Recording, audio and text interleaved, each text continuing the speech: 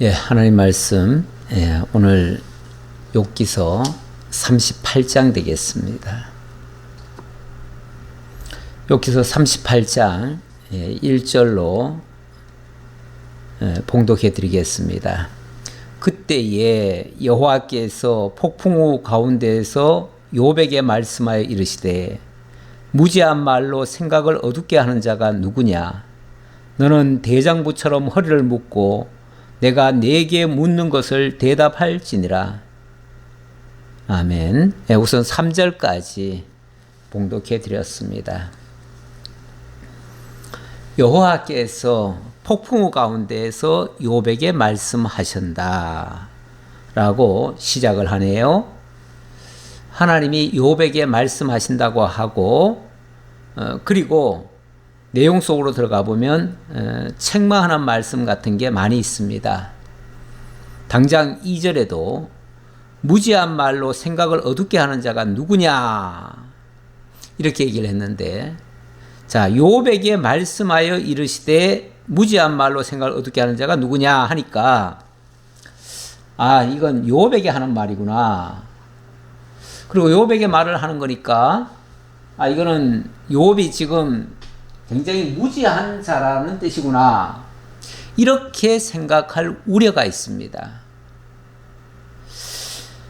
여기서 또 많은 사람들이 혼돈을 느끼는 것 같습니다.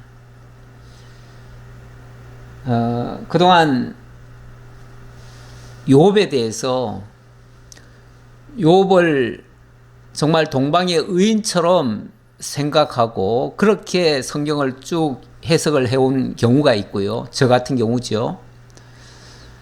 또 어떤 사람은 욥은 좀 위선적이고 그리고 또 하나님 앞에 죄를 많이 지었기 때문에 그래서 지금 하나님께로부터 징계를 받았고, 그래서 이 문제를 해결받으려면 욥이 회개를 해야 되는데 끝까지 회개를 안 하고 있다.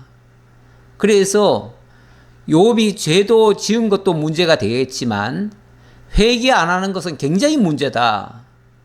그래서 욥이 회개 안 하는 거에 대해서 죄를 지적하는 그런 경우도 있습니다. 실제로 제가 그렇게 해석하시는 분을 봤기 때문에 그래서 이 얘기를 하는데요. 그러니까 이 욥기를 같이 지금 성경을 보지만 욥을 어떤 기준으로 볼 것이냐, 여기에 따라서 성경 해석은 전혀 달라질 수도 있습니다. 한마디로 말해서 인과응보적으로 해석할 수도 있고요. 또 하나님의 절대 주권적인 섭리로 해석할 수도 있습니다. 저는 당연히 하나님의 절대 주권적 섭리로 역사하셨다, 그렇게 저는 보는 경우고요. 많은 사람들 중에서는 인과응보적으로 이것을 해석하는 경우가 많습니다. 그래서 이 본문, 자, 오늘은 여호와의 영광 선포고 하나님께서 직접 당신이 창조주이시고 또 대주제가 되시는 분이심을 나타내시는 내용이다, 그 말이에요. 그런 의미에서 창조의 주관자 하나님, 이렇게 제가 적었는데요. 일단 내용 속에 들어가 보니까 오늘 내용은 일단 하나님이 욥에게 계속 묻는 장면이 나옵니다. 네가 천지의 기초를 누가 놓았는지 아느냐? 생명의 모태인 바다를 누가 막았는지 아느냐? 아침 빛을 비치도록 네가 조정했느냐? 네가 바다와 땅의 너비를 측량할 수 있느냐?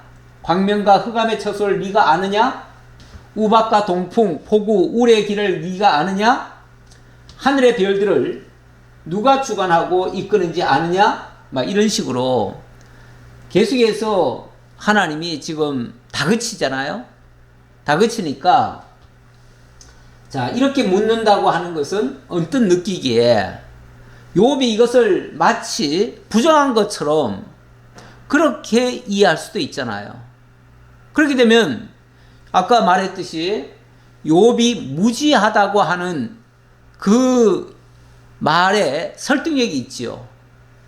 결국 이거 모른다는 얘기잖아요. 모르지요. 당연히 다 몰라요.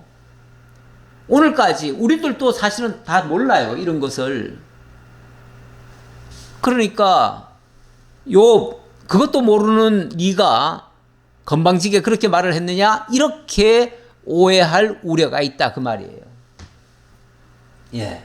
그런데 저는 하나님이 지금 비록 욥에게 직접 질문하는 내용이지만, 그러면은 욥이 잘못을 했기 때문에 욥에게 직접 질문하고 나머지 세 친구 그리고 앞서 얘기했던 엘리후에게는 하나님이 말씀 안 하시는가?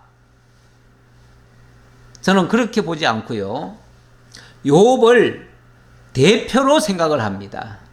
앞에 있는 모든 사람들, 다시 말하면 욥의 세 친구들과 엘리후를 포함한, 그리고 욥까지 포함해서 모든 인류에게 하나님은 공통적으로 질문을 하고 있다. 이렇게 봅니다. 그런데 왜 욥에게 이 말을 하죠? 왜 욥에게 말씀하여 이르시되 이렇게 얘기하죠? 욥이 이 모든 사람을 대신하는 사람이에요. 하나님은, 자, 이걸 생각해 보십시오. 하나님은 모든 사람과 다 대화를 하시는 게 아니고요. 원래 죄인들과는 대화를 하지 않습니다. 원칙적으로. 죄인들과는 하나님이 대화를 안 하셔요. 안 하시는데 하나님이 당신이 선택한 당신의 종을 통해서 말씀을 하셔요. 그러면은 하나님이 말씀하시는 그 대상은요, 그 한 사람이 아니고 많은 사람을 대신하는 사람이에요. 모든 사람을 대신해서 그 사람을 대표로 세워서 그와 하나님이 대화를 하셔요. 그러니까 하나님이 당신이 말씀하실 것이 있으면, 그래서 반드시 선지자를 통해서 말씀하시잖아요. 그리고 제사를 받으실 게 있으면 백성을 대신해서 제사장을 세워가지고 그를 통해서 제사를 받으시잖아요. 하나님은 당신이 일일이 모든 사람을 한 사람 한 사람에게 직접 말씀하시는 게 아니라 당신이 내세운 사람을 통해서 말씀을 하셔요. 이런 사람을 뭐라고 그러냐면 중보자라고 그래요. 중보자. 그래서 저는 지금 하나님이 욥에게 말씀하시는 것은 욥을 중보자로 여기셔서 이렇게 하신다 그 말이에요. 여기에 대한 증거는요, 마지막 결론에 가보면은 이렇게 나오지요. 예를 들어서 42장에 가보면은 7절부터 보면은 여호와께서 욥에게 이 말씀을 하신 후에 여호와께서 대만 사람 엘리바스에게 이르시되 내가 너와 내 친구에게 노하나니, 네. 하나님은 그 욥의 그 다른 친구들한테 하나님이 진노하셔요. 진노하시면서 뭐라고 그러냐면 이는 너희가 나를 가리켜 말한 것이 내 종 욥의 말같이 옳지 못함이니라. 욥이 옳다고 말하고 친구들은 옳지 않다라고 하나님이 판정을 해주셨어요.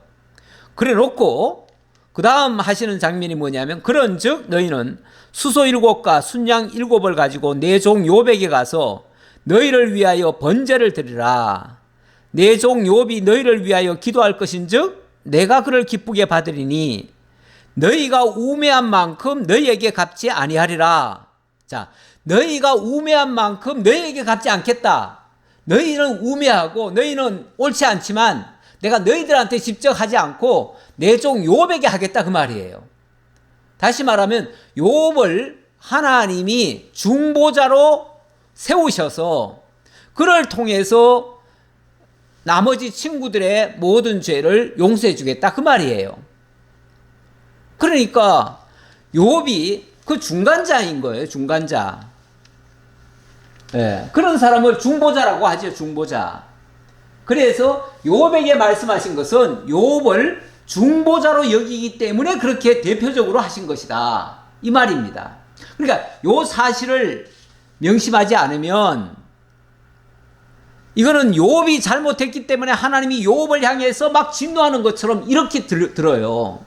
그렇게 해석하시면 안 된다 그 말이에요. 그렇게 해석하시면 그러면 다 잘못된 거예요. 지금까지 얘기한 거 제가 말씀드렸던 거 다 뒤집어야 돼 또. 예, 그래서 요 사실을 명심을 하시라고 제가 요걸 강조합니다. 예, 이거는 욥에게 말씀하지만 결국은 욥을 중보자로 세워서 모든 사람들에게 동시에 하는 말이다 그 말이에요.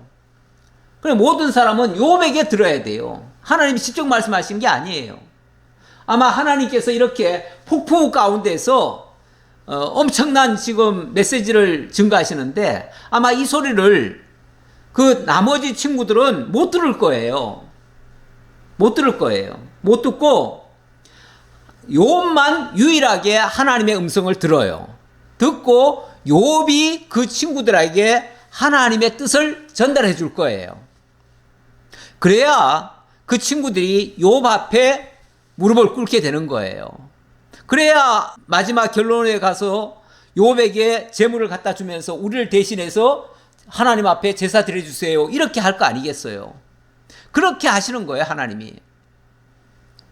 마치 모세에게 하나님이 우레와 번개 가운데서 하나님이 말씀하시죠. 말씀하시는데 그 소리를 아무도 못 들어요. 아무도 못 듣지만 모세가 듣고 백성들에게 알려줘요. 그렇게 할 때 오히려 백성들은 제발 하나님께서 우리에게 직접 말씀하지 마시라고 자기네들은 두려워서 벌벌 떨고 그렇게 하지요. 그게 맞습니다. 어찌 보면 그것도 하나님께서 모세를 중보자로 쓰시는 거예요. 그래서 모세에게 만약에 하나님이 책망한다고 하더라도 그건 모세한테 한 말이 아니라 모든 백성을 대신해서 모세가 받는 거예요. 예, 그 또 대표적인 케이스가 제가 이 욥을 우리 주 예수 그리스도의 예표적 인물로 제가 설명을 드렸잖아요. 처음부터 드렸기 때문에 우리 주 예수 그리스도를 생각해 보시면 아니 예수 그리스도가 무슨 죄가 있습니까? 아무 죄가 없지요. 그런데 하나님께서 우리 주 예수 그리스도를 향해서 얼마나 진노하십니까? 십자가의 그 형벌을 받게 하시잖아요. 그럴 때에 너무너무 고통스러워서 우리 주 예수님이 엘리 엘리 라마 사박다니 하나님이여 하나님이여 어찌하여 나를 버리시나이까 이렇게까지 호소를 하지요. 그만큼 고통스러운 것을 예수가 죄가 있어서가 아니라 백성들의 죄를 대신해서 예수께 그 죄짐을 지우시는 거예요, 하나님이. 마찬가지예요. 그러니까 지금부터 욥을 향해서 하나님이 무지하다, 생각을 어둡게 한다 이렇게 얘기하지만 이게 욥이 무지해서 생각을 어둡게 하는 자라는 얘기가 아니라 욥이 대표적으로 그 말을 듣고 백성들에게 그대로 전할 거예요. 너희가 왜 무지한 말로 지금까지 생각을 어둡게 했느냐 그렇게 책망할 거예요.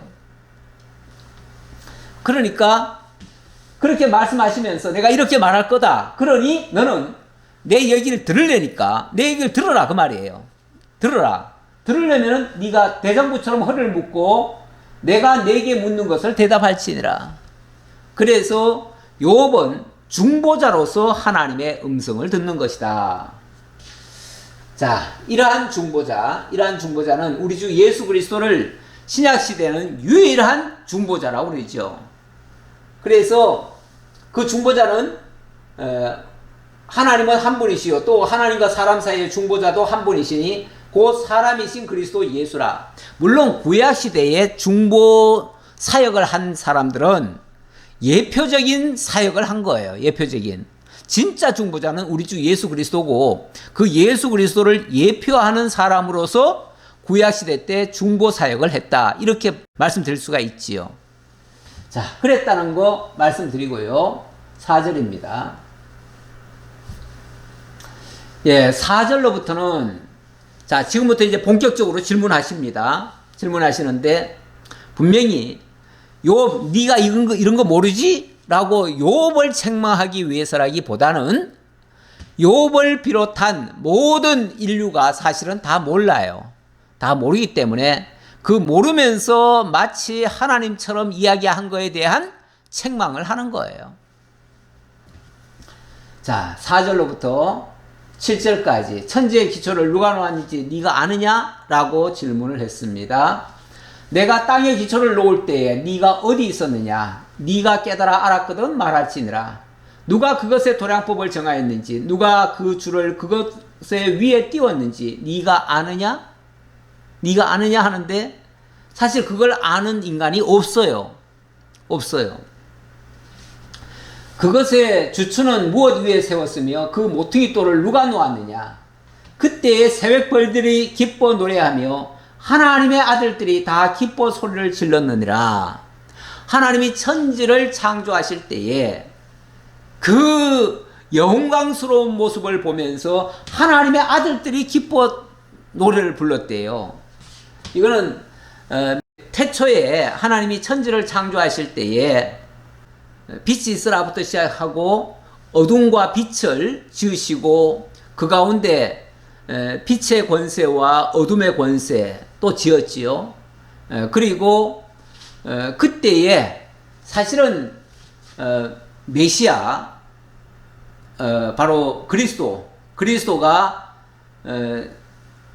하나님께로부터 나시죠. 그리고 거기 그때 또 천사들도 있었다 이렇게도 말할 수 있어요. 그렇게 해서 그러니까 하나님이 그런 것들을 먼저 지으신 거죠. 먼저 지어서 하나님이 짓는 모습을 다 찬양을 하게 만들었다는 건데 여기에 대한 증거는 잠언에 있어서 잠언 8장에 있기 때문에 제가 한번 가져와 봤습니다. 여호와께서 그 조화의 시작 곧 태초에 일하시기 전에 나를 가지셨으며, 그러니까 우리 창세기에서는 이 지구상에 지어지는 또는 이 우주 공간이 지어지는 유니버스, 코스모스 뭐 이런 것들이 지어질 때에 그 모습을 설명하는 것이라고 볼 수 있고요. 사실 그 이전에 하나님께서, 영원하신 하나님께서 빛과 어둠을 지으시고 또 그때에 바로 그리스도가 있게 만드셨지요. 만세 전부터, 태초부터, 땅이 생기 전부터 내가 세움을 받았나니 아직 바다가 생기지 아니하였고 큰 샘들이 있기 전에 내가 이미 났으며 산이 세워지기 전에, 언덕이 생기기 전에 내가 이미 났으니, 하나님이 아직 땅도 들도 세상 진토의 근원도 짓지 아니하셨을 때라. 그때 이미, 물론 여기는 잠언에서 얘기한 거는 지혜라고 얘기를 했는데 이게 결국은 그리스도를 가리키는 표현이에요. 그때 30절에 보니까 내가 그 곁에 있어서 창조자가 되어 날마다 그의 기뻐하신 바가 되었으며 항상 그 앞에서 즐거워하였으며 사람이 거처할 땅에서 즐거워하며 인자들을 기뻐하였느니라. 하나님께서 창조하시는 그것을 함께 기뻐하며 그 일에 참여하셨다 그 말이죠. 이거를 가르쳤기 때문에 이걸 알 수 있는 자는 사실은 하나님과 그리스도 외에는 알 수 있는 자가 없지요. 그의 천사들은 알겠지만 그 외에는 알 수가 없지요. 그러니까 우리 인류는 사실은 몰라요. 모르는데 하나님께서 이 모든 일을 하셨다라는 증거고요. 자, 8절로 11절. 그 모태인 바다는 누가 막았느냐 이렇게 얘기를 하는데, 바다가 그 모태에서 터져나올 때에 문으로 그것을 가둔 자가 누구냐. 제가 바다를 왜 모태라고 표현했냐면 모든 생명의 기원을 사람들이 찾아보니까 다 바다에서 나왔대요. 근데 이 바다, 그러니까 윗물과 아랫물, 천지 창조할 때도 그 물이 있고 그 물이 나중에 물이 모이면은 바다가 되고 그게 이렇게 분리가 되면 땅이 되고 육지가 되고 이렇게 되잖아요. 그런 것을 누가 그렇게 했느냐 그 말이죠. 그때 내가 구름으로 그 옷을 만들고 흑암으로 그 강보를 만들고, 이 물이라고 하는 것이 또 거슬러 올라가 보면 구름과 이런 것들로 해서 이제 물의 순환이 일어나잖아요. 예, 그런 것들을 이야기할 수 있을 것 같고요. 한계를 정하여 문빗장을 지르고 이르기를 네가 여기까지 오고 더 넘어가지 못하리니 내 높은 파도가 여기서 그칠지니라 하였노라. 예, 저는 그 바다가 참 희한하죠. 전 세계의 바다가 다 이어져 있잖아요. 이어져 있는데 사해 바다 빼고는 다 이어져 있어요. 다 이어져 있는데 비가 아무리 많이 오고 또 아무리 가물어도 이 바닷물이 늘어나거나 줄어들거나 하질 않습니다. 물론 그 달의 인력 때문에 뭐 일시적으로는 조금 바다의 수위가 조금 올라가기도 하고 조금 내려가기도 하지만은 큰 틀에서는 항상 변함이 없어요. 어찌 보면 하나님께서 그 경계를 딱 정해 주신 거예요. 그래가지고 항상 그 상태를 유지하도록. 물론 뭐 지금 지구의 환경이 자꾸 바뀌면서 일부 지역은 뭐 약간 물속에 잠기는 지역도 있다 하긴 하지만은 큰 틀에서 봐서는 크게 바뀌는 게 아니에요. 어느 지역만 약간씩 이제 그 지구가 지각 변동에 의해서 바뀌지만 전체적으로는 그 물의 양이 바뀌질 않습니다. 그것도 희한해요. 자관 이 우주에 관계되는 것은요, 우리가 보면 볼수록 신기하고 놀랍지. 그거 가지고 우리가 다 알았다.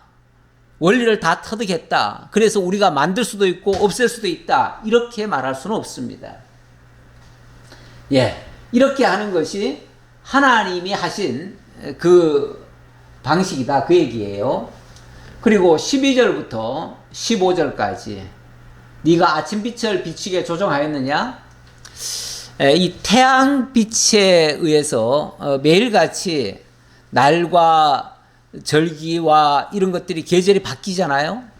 예. 뭐 요즘은 뉴스에 보니까 옛날에는 사계절이 뚜렷했는데 요즘은 사계절이 아니고 누가 그러더라고요. 봄, 여름, 가을, 겨울 이렇게 얘기를 하더라고요. 그러니까 봄과 가을, 겨울은 짧고 여름은 길다 그 말이죠. 지금 7월인데 7월 달부터 이렇게 지금 뭐 여름도 보통 여름이 아니에요. 뭐 100년 만에 뭐 100몇십 년 만에 뭐 제일 더운 7월이라 이렇게 또 얘기도 하는데 지금 날씨가 이게 뭐 예년 같으면은 한여름 같습니다. 한여름보다도 더하지요. 이렇게 뜨거운 여름이 이렇게 오랫동안 지속이 될 것 같은데, 예. 이게 이제 태양에 의해서 이렇게 변화되는 거 아니겠어요? 근데 그 태양을 아침마다 뜨게 하고 그것을 이렇게, 사실은 태양이 이 지금 우리 태양계에서 봤을 때는 우리 지구가 도는 건데 어쨌든 매일같이 그렇게 해가 뜨게 하고 지게 하고 그 태양에 의해서 빛을 조종하는 이런 것들을 네가 조정했느냐? 그러니까 누가 이걸 조정했느냐 그 말이죠. 누가 조정해서 이렇게 되겠느냐? 참 뭐 과학자들은 그렇게 얘기할 거예요. 그게 누가 조정하는 게 아니라 자동적으로 그렇게 된다 그러는데, 아니 자동적으로 그게 될 것 같으면은 이 지구 말고 다른 데도 그러면은 그 생명에 꼭 필요하도록 그렇게 돼야 맞지 않나요? 근데 왜 여기만 이렇게 되죠? 그것도 사실은 그렇게 설명할 얘기가 아닌 것 같습니다. 자, 어쨌든 이것을 누가 이렇게 했느냐? 네가 너의 날에 아침에게 명령하였느냐? 새벽에게 그 자리를 일러 주었느냐? 네가 그렇게 조정해 줬느냐? 그 말이죠. 그것으로 땅끝을 붙잡고 악한 자들을 그 땅에서 떨쳐버린 일이 있었느냐? 땅이 변하여 진흙에 인친 것 같이 되었고 그들은 옷같이 나타나되 악인에게는 그 빛이 차단되고 그들의 높이 든 팔이 꺾이느니라. 자, 이런 식으로 네가 했느냐 그 말이죠. 네가 한 게 아니죠. 사실은 어느 인간이 이렇게 했겠습니까? 어느 인간이 누가 했다고 말을 할 수가 없어요. 예. 그 다음 16절. 네가 바다의 샘에 들어갔었느냐? 깊은 물밑으로 걸어 다녀 보았느냐? 사망의 문이 내게 나타났느냐? 사망의 걸려진 문을 네가 보았느냐? 예. 바다의 샘, 바다 깊은 데까지 네가 다 들어가 봤느냐? 예, 제가 지난번에 한번 제주도에서 그걸 본 것 같긴 한데, 바다 속 가장 깊은 데까지 조사를 했다고 그래요. 조사를 해가지고, 그래서 그곳의 이야기가 거기 적혀 있더라고요. 그래서 저는 과학자들이 그거 다 발견한 줄 알았어요. 진짜 다 발견한 줄 알았어요. 그런데 사실 진짜 다 발견한 건 아니고 뭔가 장비를 해가지고 측정을 했겠죠. 일부분을 측정했는데 제가 또 며칠 전에 한번 찾아보니까요. 지금 바다 생명체 같은 거 이런 것들을 지금 사실은 제가 정확한 퍼센트는 모르겠는데 1%도 제대로 지금 다 파악이 안 됐다. 그런 얘기를 또 하더라고요. 그러니까 우리가 지금 안다고 하는 것이 지극히 일부라는 거예요. 예. 바다 속에도 사실은 무궁무진하게 많은 것들이 있습니다. 있는데 그거 우리가 다 지금 알아낸 게 아니에요. 사실은 육지에 있는 것도 다 알아낸 건 아니잖아요. 새로운 종들도 가끔씩 발견됐다고 그러는데 그게 원래 없었겠습니까? 새로 만들어졌겠습니까? 그런데 또 새롭게 발견되고 그러는데 우리가 다 파악한 게 아닙니다. 예. 그리고 사망의 문이 내게 나타났느냐? 사망의 그려지는 문을 네가 보았느냐? 사실 이 사망 그러면은요, 우리가 물론 요즘은 사람의 생명이 상당히 길어져 가지고 그 생명에 관한 것도 이제 많이 정복해 들어갔다. 그러니까 사망도 우리가 이겨내고 있다. 이렇게 큰 소리 치는 사람들이 가끔 있는데 그래봤자 몇 년 더 늘어난 거죠. 예, 이렇게 좀 더 환경이 좋아지고 모든 게 편리해지면서 그리고 건강식을 또 많이 찾으면서 좀 더 수명이 길어진 건 사실이지만 그렇다고 근원적으로 우리가 사망을 이겨냈습니까? 사망을 이겨낸 적 없습니다. 그 사망의 문을 우리가 뜯고 그리고 거기를 통과하고 그 터널을 지나서 우리가 영원한 생명의 문으로 우리 스스로의 노력으로 들어가지 못했습니다. 여전히 우리는 그 사망의 문을 언제 우리에게 도래할지 몰라서 경우에 따라서는 그것 때문에 두려워하는 사람들도 있잖아요. 예. 갑자기 사망의 그늘이 덮여서 정말 위험한 상황에 가는 경우도 있고요. 그럼 우리가 어떻게 다 아냐 그 말이죠. 솔직히 내일 일을 우리가 잘 모릅니다. 땅의 너비를 내가 측량할 수 있느냐? 네가 그 모든 것들을 다 알거든 말할지니라. 그렇게 자신 있게 말할 수 있는 사람 있으면 얘기해봐라 그런 얘기예요. 지금은 물론 요업에게 대표적으로 하는 말이지만 누구든지 그렇게 자신 있게 할 수 있는 사람 있으면 다 얘기해봐라. 못한다 그 얘기죠. 못한다. 자, 그 다음 19절로 21절. 광명과 흑암의 처소를 네가 아느냐? 광명과 흑암이 어디서부터 시작됐는지 네가 다 아느냐 그런 얘기예요.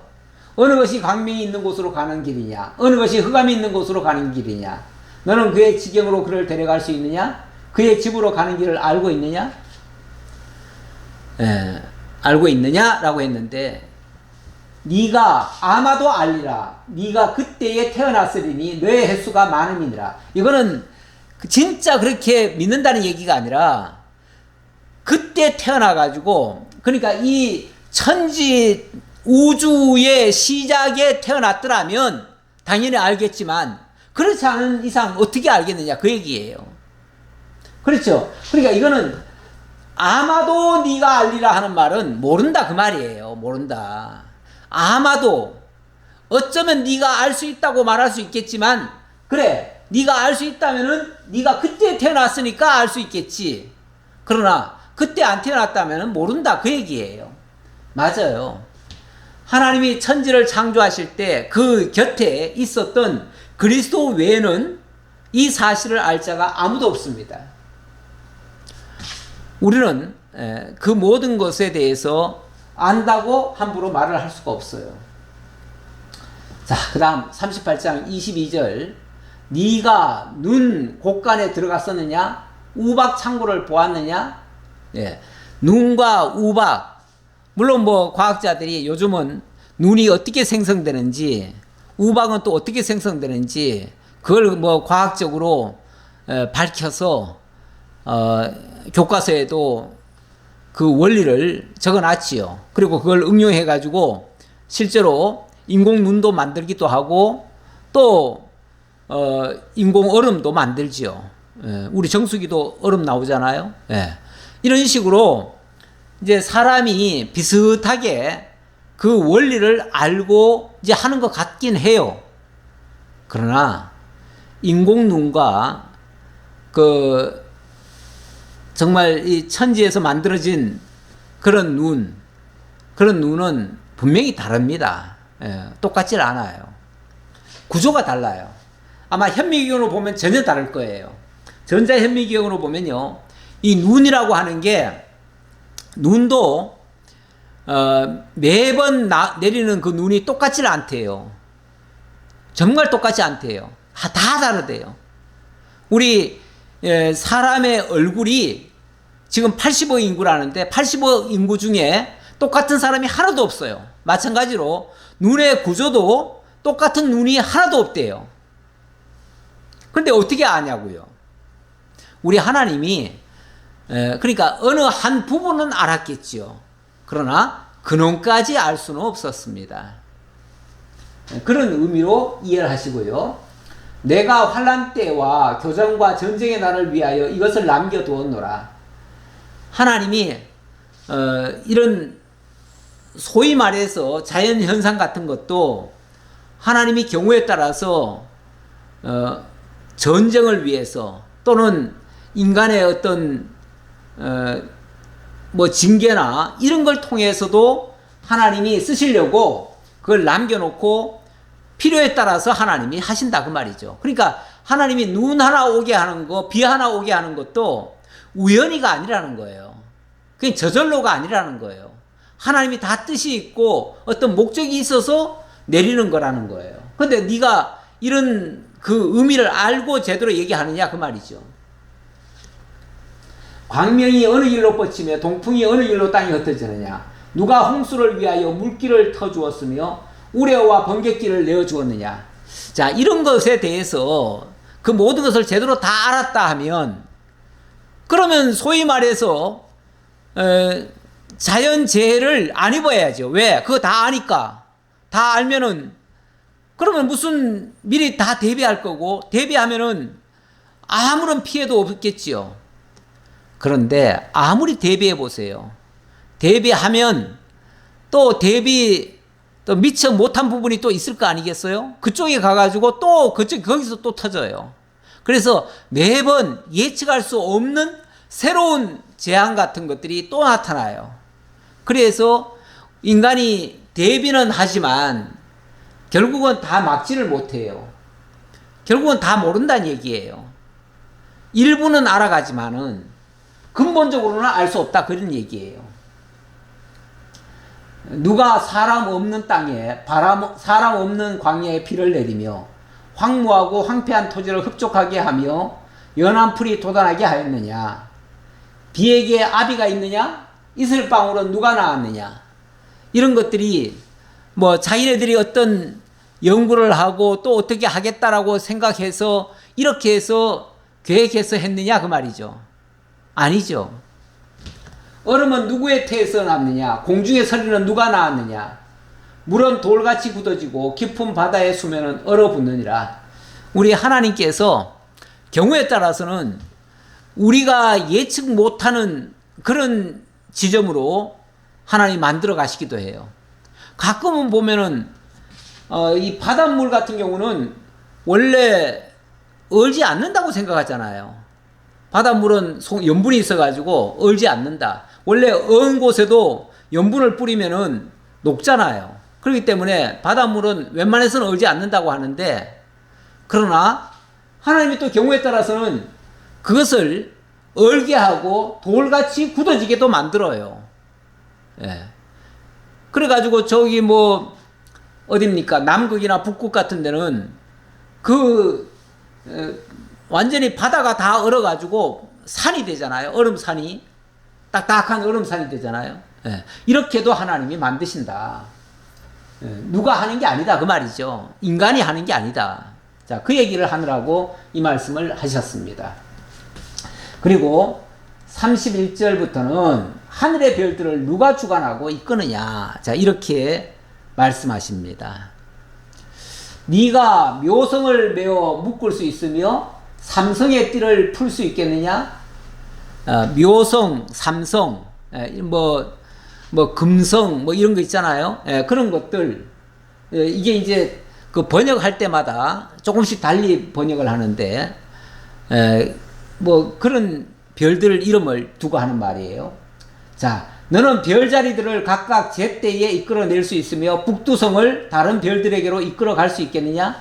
쉽게 말하면은 네가 이 별들을 어떤 좋은 별이라고 네가 끌어오거나, 또 어떤 별은 별로 모양 없다고 저건 더 뒤로 보내거나, 네가 원해서 이렇게 저렇게 바꿀 수 있겠느냐 그 말이죠.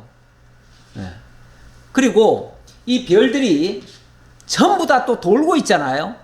하나도 가만히 있는 별은 없습니다. 모든 것이 다 돌고 있어요.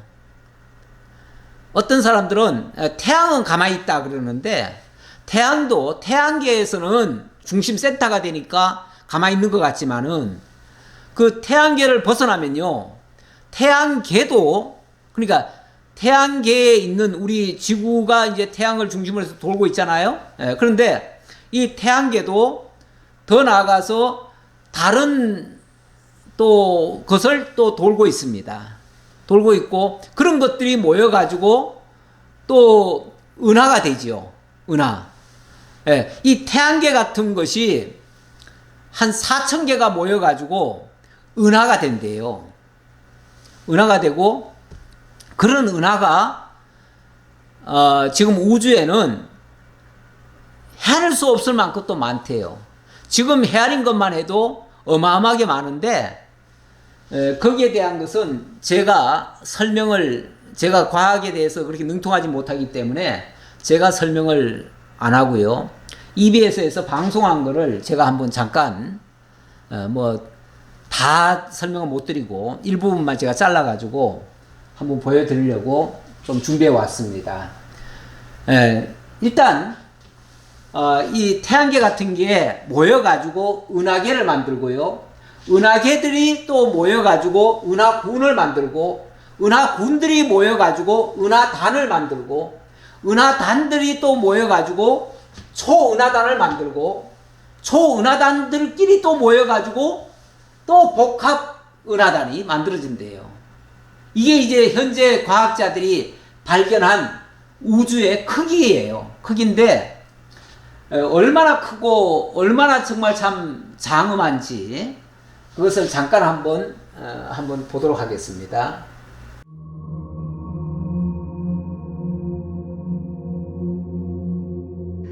이것이 바로 태양계, 지구를 품은 우리 은하입니다.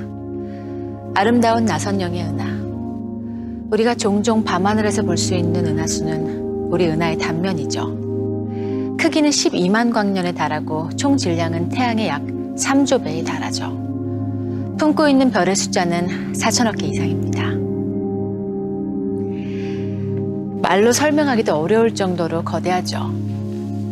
그렇다면 이 우주에서 우리 은하가 가장 거대한 구조일까요? 아니요, 전혀 그렇지 않습니다.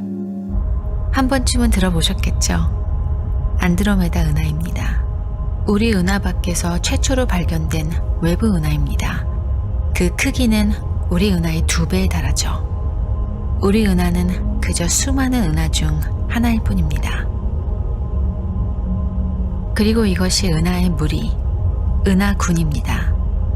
우리 은하가 여기에 속해 있기 때문에 국부 은하군이라고 부르죠. 그럼 이것이 우주에서 가장 커다란 구조일까요? 아니요, 그렇지 않습니다. 은하군이 모여 형성된 은하단, 또 그 은하단이 모여서 형성된 라니아케아 초은하단, 약 10만 개 이상의 은하를 품고 있죠. 그렇지만 아직도 끝이 아닙니다. 바로 이것이 우주에서 알려진 가장 큰 독립 구조 중 하나, 물고기 자리, 고래 자리 복합 초은하단입니다. 라니아케아 초은하단의 2배 크기죠. 자, 이제 거의 다 왔습니다.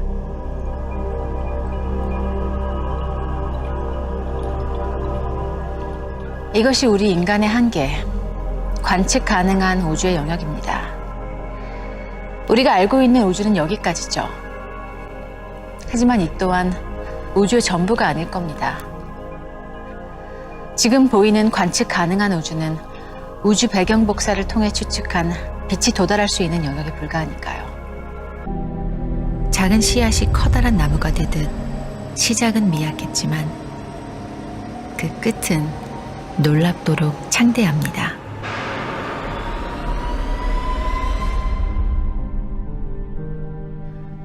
우주는 우리의 상상조차 허락되지 않을 만큼 거대합니다.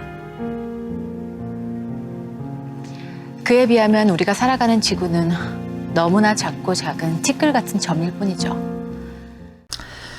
예, 우리 태양계, 우리 지구, 뭐 이거는 정말 전체 우주에서 보면 지극히 작은 먼지 한 톨에 불과할 정도로 그렇게 작답니다.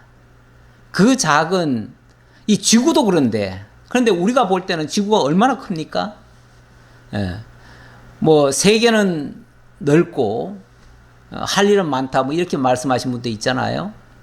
예, 세계가 엄청나게 넓습니다. 넓은데 그런데 우주에 비하니까 먼지 한 톨밖에 안 된다. 이거는 우리로 하여금 상상을 못하게 할 정도로 우리 하나님께서 세계를, 우주를 그렇게 만들어 놓으신 거예요. 그러니까 우리는 우주를 보면 그냥 안다고 말을 할 수가 없어요. 안다고. 예. 그러니까 우리가 이 세상 것을 연구해서 다 알려고 하면 죽었다 깨어나도 우리는 다 알 수가 없습니다. 그런 의미에서 아까 욥에게 말한 것처럼 이 무지한 자가 그 사람의 생각을 어둡게 하는 것이 무엇이냐, 막 이런 식으로 처음에 말씀하셨잖아요. 그러면서 그렇게 우리가 제대로 알지 못하면서 마치 세상을 다 아는 것처럼 이렇게 하면 얼마나 교만하겠어요. 그러니까 우리는 하나님을 아는 것, 하나님을 알아야 하나님 안에서 모든 것을 알 수가 있는 것이고, 하나님 알지 못하면 결국은 이 세상 것을 우리가 안다고 해도 알 수 있는 게 아무것도 없습니다. 알더라도 잘못 알고 있는 것이 더 많지요.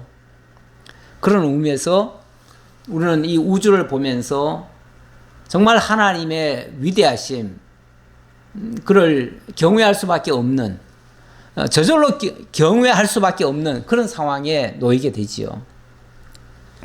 지금 하나님이 욥에게 하신 말씀은 이런 것들을 네가 제대로 아느냐 그 말이죠. 인간들 보고 하는 말이에요. 네가 하늘의 궤도를 하늘로 하여금 그 법칙을 땅에 베풀게 하겠느냐? 네가 목소리를 구름에까지 높여 넘치는 물이 네게 덮이게 하겠느냐? 네가 번개를 보내어 가게 하되 번개가 네게 우리가 여기 있나이다 하게 하겠느냐? 이런 것들을 인간이 조정할 수 있느냐 그 말이죠. 가슴 속의 지혜는 누가 준 것이냐? 수탉에게 슬기를 준 자가 누구냐? 가슴 속의 지혜는 누가 준 것이냐? 결국 이 지혜가 중요하고, 그 참된 지혜라고 하는 것은 여호와를 아는 지혜예요. 누가 지혜로 구름의 새를 세겠느냐? 수를 세겠느냐? 누가 하늘의 물주머니를 기울이겠느냐? 티끌이 덩어리를 이루며 흙덩이가 서로 붙게 하겠느냐? 결국 우리가 뭘 한다고 하더라도 하나님을 알지 못하면 제대로 아는 것이 아니다. 그래서 교만한 말은 우리가 함부로 해서는 안 된다. 그 얘기까지를 말씀드리고, 우리 하나님께서 굳이 욥에게 이 말씀을 하는 것은 그동안 물론 욥도 말이 많았지만은 그 세 친구들 그리고 엘리후까지 얼마나 많은 말을 했습니까? 근데 그 말들이 계속해서 부딪히는 말만 한 거예요. 이게 하나로 통일된 말이 아니고 계속 서로 변론하는 말. 사람들이 하는 일들이 다 그렇습니다. 이 세상에는 그래서 통일된 진리가 그렇게 많지 않아요. 끊임없이 이야기를 나누는데 계속 서로 알려고 노력은 하는 거지만은, 그래서 누구 말이 옳다라고 단정적으로 얘기할 수가 없어요. 그러다 보니까 내 주장을 너무 강하게 하는 것도 독선이에요. 일종의 교만이고, 우리가 잘 모르기 때문에 결국은 우리가 하나님 앞에 무릎을 꿇어야 돼요. 나도 부족하고 너도 부족하고, 그러니 인간들끼리는 서로 연약한 자들끼리 서로 돌보아주고 서로 위해주고 서로 존중해주고 이럴 뿐이지요. 서로를 비난하거나 정죄해서는 안 돼요. 비난하거나 정죄하는 것은 나는 옳고 너는 틀렸다는 것을 전제하고 하는 말이잖아요. 그러니까 그런 말은 절대 안 되고, 나도 사실 좀 부족하고 너도 부족하고, 그러니 우리가 각자 아는 것을 가지고 얘기는 하되 결국 하나님께 물어보자. 하나님의 뜻을 찾자. 하나님이 답을 가지고 계시다. 이렇게 나아가야 맞는 거죠. 그래서 우리가 모른다는 것이 드러나는 것은 나쁜 게 아니에요. 우리가 안다고 하면 자고하고, 안다고 하면 넘어질까, 섰다고 하는 자는 넘어질까 조심하라 그랬는데, 우리가 섰다고 하고 다 안다고 하면은 굉장히 위험하지만은, 사실 나도 부족하고 너도 부족한데 우리 함께 하나님 앞에 내어놓고 하나님의 답을 듣자 하는 것은 서로 겸손한 자세고요. 서로 교만하지 않는 행동이에요. 그리고 남을 정죄하지 않는 행동이에요. 그런 자세가 바람직하다 그 말이죠. 그래서 우리는 하나님을 알면 알수록 우리가 더욱 겸손해지고 자기를 낮추고 나보다 남을 낮게 여기고 존중하고 이런 태도를 취하지요. 그리고 하나님 앞에 늘 부족함을 고백하고 하나님의 인도를 따라서 지혜롭게 그렇게 해가는 자체가 지혜예요. 지혜라는 게 무슨 월등한 뭘 가지고 남이 할 수 없는 일을 내가 다 해내고, 그래서 남보다 내가 더 우월하고 그래서 나를 드높이고 이런 게 지혜가 아니고요. 내가 부족함을 알고 하나님을 의지하고 하나님이 주신 지혜를 따라서, 하나님이 이끌어 주심을 따라서 행하는 것, 그런 것들이 올바른 지혜다 그런 얘기예요. 마지막 결론의 말씀은 로마서 11장 33절 말씀을 가져왔습니다. 이 말씀 읽고 마치죠. 깊도다 하나님의 지혜와 지식의 풍성함이요 그의 판단은 헤아리지 못할 것이며 그의 길은 찾지 못할 것이로다. 우리 하나님이 하시는 일들, 하나님이 창조하신 것도 위대하시지만 하나님이 운행하시는, 섭리하시는 일들도 너무나 놀랍습니다. 그래서 우리가 뭔가를 배우면 배우는 만큼 더 하나님 앞에 하나님의 위대하심이 더 드러나게 되죠. 이걸 누가 가르쳐서 했겠습니까? 어찌 우리가 연구해서 되겠습니까? 하나님이 하셔서 되는 일이죠. 결론은 이는 만물이 주에게서 나오고 주로 말미암고 주에게로 돌아감이라. 그에게 영광이 세세 있을지어다. 아멘. 결국 하나님이 자기 영광을 드러내는 일이다 그 말이에요. 오늘 욥기의 말씀은 하나님의 자기 영광 계십니다. 자기 영광 선포입니다. 결국 네가 아느냐 했지만은 우리가 다 모르다는 것을 고백할 수밖에 없고요. 그래서 하나님이 다 하셨습니다. 이렇게 고백할 수밖에 없어요. 오늘 말씀은 바로 그 하나님의 영광을 당신이 직접 드러내시고 선포하시는 내용이다. 이거 내가 한다. 이 사실을 우리들에게 일깨워주는 말씀이다. 라고 이해하시기 바라겠습니다. 기도하겠습니다. 감사합니다, 하나님. 오늘 욥기 38장을 통해서 정말로 우리 인간이 얼마나 부족하고 미련하고 연약하고 또 어리석은지를 다시 한번 깨닫게 됩니다. 그러면서도 마치 천하를 다 아는 것처럼, 다 깨달은 것처럼 자고하고 교만하고 남을 우습게 알고 그것도 모르냐고 남에게 핀잔 주고 이런 예가 많았었음을 고백합니다. 알고 보면 나보다 다 더 나은 것을 알 수 있고, 그래서 모든 사람에게 우리가 배우고 모든 사람과 힘을 모아서 하나님을 배워가는 저희가 될지언정 내가 잘난 것처럼 행세하지 않도록 늘 겸손한 자세를 취하도록 하나님 함께해 주옵소서. 주신 은혜 감사드리옵고 예수님 이름으로 기도하옵나이다. 아멘.